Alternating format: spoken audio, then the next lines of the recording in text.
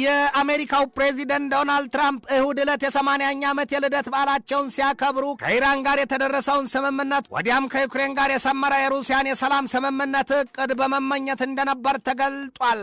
ትራምፕ የ80ኛ ዓመት የልደት በዓላቸውን እንደምንም ቁጥሩን ጠርተው ሲያከብሩት የሩሲያው ፕሬዚደንት ቭላዲሚር ቭላዲሚሮቪች ፑቲን ደግሞ ለዘላለም ለመኖር የሚያበቃቸውን የ20 ቢሊዮን ፓውንድ እቅድ መንደፋቸው ተሰምቷል። አንድም የጉድ ሀገር ገንፎ እያደር ይፋጃልን፣ ሁለትም ጉድ ሳይሰማ መስከረም አይጠባም የሚሉትን ያስታውሷል። የሩሲያና የዩክሬን መሪዎችም ከትራምፕ ጋር በየተራ የስልክ ውይይት ማድረጋቸው ተነግሯል። ይህንኑ ርዕሰ ጉዳይ ለዓለም አቀፉ ትንታኔ ዘገባችን መርጠን አሰናድተነዋል። ከትንታኔ ዘገባው ጋር ትዕግስቱ ቀለነኝ። ዕድሜ ጸጋ ነው ይሏል ኢትዮጵያውያኑ አበው። ነገር ግን ብዙዎች ዕድሜያቸውን ሲጠየቁ ይቀንሳሉ፣ ገሚሶቹ ደግሞ ስራ ለመቀጠር ሲሉ ዕድሜ ይጨምራሉ። ይሄ ከቆምንበት ምድር ሲቃኝ ያለው እውነታ ነው። ከዚህ ወጣ ስንል ደግሞ ዛሬ እንደምንም ብለው 80ኛ ዓመታቸውን ያከበሩት ሰው የአሜሪካው ፕሬዚደንት ዶናልድ ትራምፕ ነገር አለ።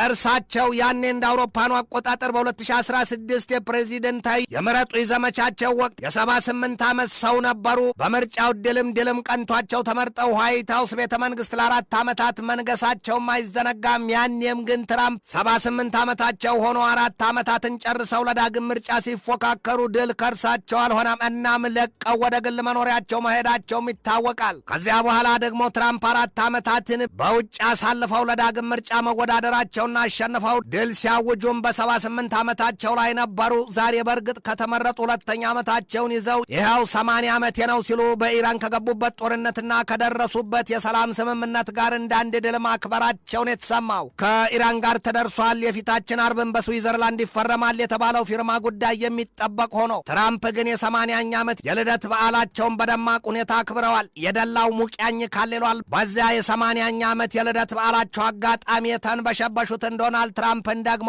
ረዥም ዕድሜ ይስጦት እንደ ማቱሳላ ያድርጎት ያሏቸው ቁጥራቸው ብዙ መሆኑን ልብ ይሏል። ወድጄ ነው የምወዳት ከግንድ የሚያላጋ ልጅ አላት እንደተባለው ከእነዚያ መሰል ሰዎች ትራምፕን እንኳን አደረሶ እንኳንም ደስ ያሎ ካሏቸው መካከል ደግሞ የሩሲያው ፕሬዚደንት ቭላዲሚር ቭላዲሚሮቪች ፑቲን አንዱ ናቸው። ፑቲን ለትራምፕ ስልክ ነው የደወሉላቸው። እንኳን ለዚህ ዕድሜ ያበቃህ ብለዋቸዋል። አሁን ትራምፕ ግን 80 የሚለውን የዕድሜ ቁጥር ይወዱት ይሆን? ምን ሊጨምሩ ምንስ ሊቀንሱ ብቻ ጥያቄ ነው። ፑቲን ግን እንኳን አደረሰ ብለዋቸዋል። ፑቲን ያንን አጋጣሚ ተጠቅመው በዋና ዋና ዓለም አቀፋዊ ጉዳዮችም በዩክሬን ስለገቡበት ጦርነት ወዲያም ኢራንን ስላካተተው የወደፊቱ የአሜሪካና የሩሲያ ግንኙነት ጉዳይ እንዳነሱላቸውና እንደተወያዩ የክሬምሊኑ አማካሪ ዩሪ ኡሻኮቭ አስታውቀዋል። ታዲያ በፑቲንና በትራምፕ መካከል የተደረገው የስልክ ውይይት ለ50 ደቂቃ የረዘመ እንደነበረም ነው የተገለጠው። ፑቲን በትራምፕ የ80ኛ ዓመት የልደት በዓል አከባበር እንኳን አደረሰው ሲሉ ስልክ የደወሉ የመጀመሪያው የውጭ ሀገር መሪም ናቸው። የሞኝ ቁም ነገራም ከዥማት ይከራል ይሏል ፑቲን።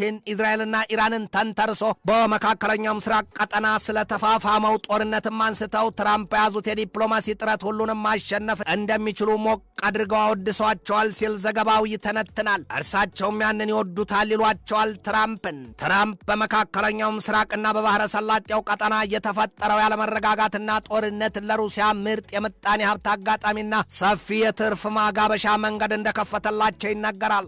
ሩሲያ ከነዳጅ ዘይትና ከጋዝ ሀብቷ የወጭ ንግድ ገበያዋ ስንጥቅና እጥፍ ድርብ የዶላር ትርፍ አግኝታለች። ትራምፕ በዩክሬን ጦርነትም ለጦርነቱ መባባስና መቀጠል ምክንያት ናቸው ባሏቸው የአውሮፓና የዩክሬን መንግስታት ላይ ግፊት እንደሚያደርጉም ነው ለፑቲን የነገሯቸው። የዩክሬኑ ፕሬዚደንት ቮሎዲሚር ዘለንስኪን በበኩላቸው ገና ከበፊቱ ጀምሮ ዋሽንግተን ላመነበትና ላቀረበላቸው የተኩስ አቁም ጥሪ አዎንታዊ ምላሽ መስጠታቸው ይነገራል። ግን ደግሞ ዘለንስኪ ምንም ቢሉ ምንም ቢናገሩ በሩሲያ የኃይል ዘርፍ ላይ ጥቃት መፈጸማቸውን አላቆሙም ይሏቸዋል። ዛሬ በተሰማ ዜና ታዲያ ሩሲያም ግዙፍ የተባለ የሚሳይልና የሰው አልባ የጦር አውሮፕላን ወይም እነርሱ ድሮንስ በሚሉት የሰዓት አበላዋን በዩክሬኗ ርዕሰ ከተማ ኪቭ ላይ መድፋቷን የተሰማው በዚያ ጥቃቷም ሩሲያ የአራት ሰዎችን ግዳይ መጣሏና 23 ሰዎችን በጽኑ ማቁሰሏን የተሰማው ሩሲያ በትናንትናው ጥቃቷ የዩክሬንን በርካታ መሰረተ ልማቶች ማውደሟና በእሳት ማጋየቷም የተሰማው በሩሲያ ከባድ ጥቃት ከወደሙት የዩክሬን መሰረተ ልማትና ግንባታዎችም በርካታ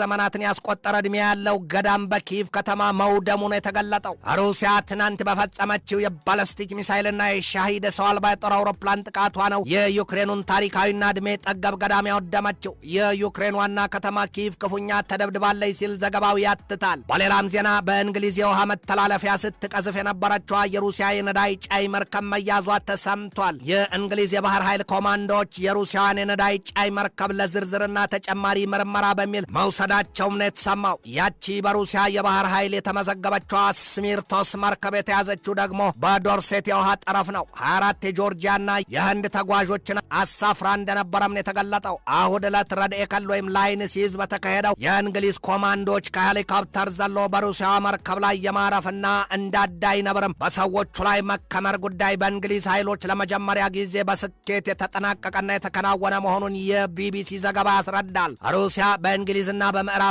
ማዕቀብ የተጣለባቸውን በብዙ መቶ የሚቆጠሩ የነዳጅ ጫኝ መርከቦቿን በእንግሊዝ የውሃ መተላለፊያ ቻናል ማጓጓዟን አላቆመችም ነው የሚባለው። ያ መሆኑ ደግሞ ሁለቱን ሀገራት እንግሊዝና ሩሲያን አያይዞ ወደ ለየለትና ግዙፍ ጦርነት ማምራቱ አይቀርም የሚል ግምትን አሳድሯል። ይህ እንግሊዝ የመከላከያ ሚኒስቴር መግለጫ እንደሚያሳየው እንግሊዝ እስካሁን ከ500 በላይ የሩሲያን ነዳጅ ጫኝ መርከቦች በማዕቀቧ መደብደቧን አስታውቋል። የእንግሊዝ ባለስልጣናት ጠቅላይ ሚኒስትሩን ኬር ስታርመርን ጨምሮ ሌሎችም በሩሲያ ላይ ስላደረሱት ኪሳራ በመኩራራት ሲናገሩ የዩክሬኑ ፕሬዚደንት ቮሎዲሚር ዘለንስኪም የእንግሊዝን መንግስት አሳበጀ ሲሉ አጨብጭበዋል። በተለይም ደግሞ ፕሬዚደንቱ ቮሎዲሚር ዘለንስኪ ለሩሲያው ፕሬዚደንት ቭላዲሚሮቪች ፑቲን ውድቀትን የሚመኙ ሰው ናቸውና እንግሊዝን አወድሰዋታል። ውሃ ምን ያስጮኋል ቢሉ ድንጋይ ይሉትን ያስታውሷል። የአሜሪካው ፕሬዚደንት ዶናልድ ትራምፕ የሩሲያውን አቻቸውን ፊት ለፊት ሊላተሟቸው አይደፍሩም ይሏቸዋል። አረ እንዲያውም ሁለቱ ሰዎች ፑቲንና ትራምፕ እባብ ለእባብ ይተያይ ካብ ለካብናቸው ይሏቸዋል። ወዲያም ደግሞ ሁለቱ ሰዎች በየፊናቸው የያዙት አቋም ተመሳሳይና እንዲያደርጋቸዋል ይሏቸዋል። ፑቲን በዩክሬን የገቡበትን የተንዛዛ የተባለለትን ጦርነት ከዩክሬን በርካታ ይዞታዎችን ለመንጠቅና ለመያዝ ነው። በዚያ የፑቲን አቋም ታዲያ ትራምፕ እምብዛም አይቆጡም። እሳቸውም ቢሆኑ ገና ካናዳን፣ ግሪንላንድን፣ የፓናማ ካናልና የሜክሲኮን ገመገም ጠቅልለው ወደ ሀገራቸው የመሬት ባንክ ሊዶሉት ወስነዋልና እናም ፑቲን እንኳንስ ዩክሬንን ብቻ ለዚያውም የክራይሚያን ወደብ ጨምሮ 4ቱን ግዛቶች መውሰድና የሶቪየት ህብረት ዘመን ግዛቶችን በሙሉ ቢጠቀልሏቸው ተው ይሏቸዋል ተብሎ አይታሰብም። ሁለቱ ሰዎች በብዙ ተግባራቸውና ባህሪያቸው ሳይቀር የሚያመሳስላቸው ብዙ ነገር አለ ነው የሚባለው። ትራምፕ ሰሞኑን የ80ኛ ዓመት የልደት በዓላቸውን አክብረዋል። ፑቲንም እንኳን ደስ ያለህ እንኳንም አደረሰ ብሏቸዋል። ዴይሊ ሜይል ይላል የፑቲንን ገመና ገላልጦ ሲያሳየው ቆፍጣናውና ኮስታራው ሰው የኬጂቢው ቁንጮ ቭላዲሚሮቪች ፑቲን የ20 ቢሊዮን ፓውንድ እቅድ ነድፈዋል ነው ያላቸው። ይህ ፑቲን የወደፊት እቅድ ደግሞ ለዘላለም በሕይወት ለመኖር ነው። ሞት ቢዘገይ የቀረ ይመስላል ይሏል። ለዚያ እርሳቸው ላቀዱት ዘላለማዊ የምድር ቆይታቸው ፑቲን ብዙ ጊዜ ዕድሜያቸው የተገደበ እንዳይሆን በሚል የማይሞክሩት ነገር የለም ይሏቸዋል። ራቁት ደረታቸውን ጥለው በፈረስ ሲጋልቡ በዚያ ቅዝቃዜው ድርቅ በሚያደርገው የሳይቤሪያ ግዛት አሳ ያጠምዳሉ። ያኔም ራቁታቸውን ናቸው ይሏቸዋል። ይህ 73 ዓመቱ የሩሲያው ፕሬዚደንት ቭላዲሚሮቪች ፑቲን እቅዳቸውና መሻታቸውን ያሳኩላቸው ዘንድ በመላዋ ሀገሪቱ የሚገኙትን ተመራማሪዎች ወይም ሳይንቲስትስ በሙሉ ያሉትን ያደርጉላቸው ዘንድ ትእዛዝ ሰጥተዋቸዋል። ካልቀበጡ አይዘሉ፣ ካልዘለሉ አይሰበሩ ይሉትን ያስታውሷል። ዴይሊ ሜይል ይላል ፕሬዚደንቱ ለዕድሜያቸው መራዘም የማይበሉት ነገር የላቸውም ሲልም ይዘረዝራል። ባለን ያቆየን ይሏል አበው። በእርግጥም ፑቲን ከውሃ ዋና እስከ ፈረስ ጉግስ ወይም ፈረስ ግልቢያ፣ ከመኪና እስከ የአየሩን ፈረስ ወይም የጦር አውሮፕላን ማብረር ወዲህም የተዋጣላቸው ስፖርተኛና መዳፋቸውን እንደ ሰይፍ ተጠቅመው መክተውም ከትክተውም የሚያጠቁና የሚጥሉ ሰው ናቸው ይሏቸዋል። ገሚሶቹ ደግሞ በመሪዎች ዓለም የተሳካላቸውና ምሉዕ ናቸው የሚሏቸውም ስፍር ቁጥር የላቸውም። ፑቲን ሞትን ላለማየትና ዘላለም ለመኖር 20 ቢሊዮን ፓውንድ መድበዋል ነው የተባለው። ስልጣናቸውን ማቆያስ አስበው ይሆን ጥያቄ ብቻ ነው። በሀብታሞቹና የተድላዋናና ቅምጥሎች ውስጥ ያሉት ሰዎች 70 ዓመትን ገና የወጣትነትም ሳይሆን የልጅነት መሆኑን ያሳያሉ። አወን ግን የሩሲያው ፕሬዚደንት ቭላዲሚሮቪች ፑቲን የተመኙትን ዕድሜ ተመራማሪዎቻቸውና ምኞታቸው ይሰጧቸው ይሆን? ተመኝ እንድታገኝ ይሏል። ግን ደግሞ ፑቲን የዚያን ያህል ዘላለማዊ ሕይወትን በምድር ላይ ቢያገኙ እንደ ሰው ይኖሩት ወይስ በጥያቄ የቀረ ጉዳይ ነው? ሰውየው ባላቸው ዕድሜ ላይ ዘላለማዊነትን የሚጎናጸፉ ከሆነ ደግሞ በዚህ ዘመን ያለነው በእርግጠኛነት ስለ ታሪካቸው ነበርን አናይም አንሰማምና ትንታኔ ዘገባውን ስናዘጋጅ በዋቢነት ዩሮኒውስን፣ ኒውስማክስ ወርልድን፣ ኒውዮርክ ፖስትን፣ ሮማ ዲስክን፣ ኢንዲፔንደንትን፣ ፒቢኤስ ኒውስን፣ ዴይሊ ሜይልን፣ ሜይል ኦንላይንን፣ ማላይ ሜይልና ሚያሚ ሄራልድን ተጠቅመናል።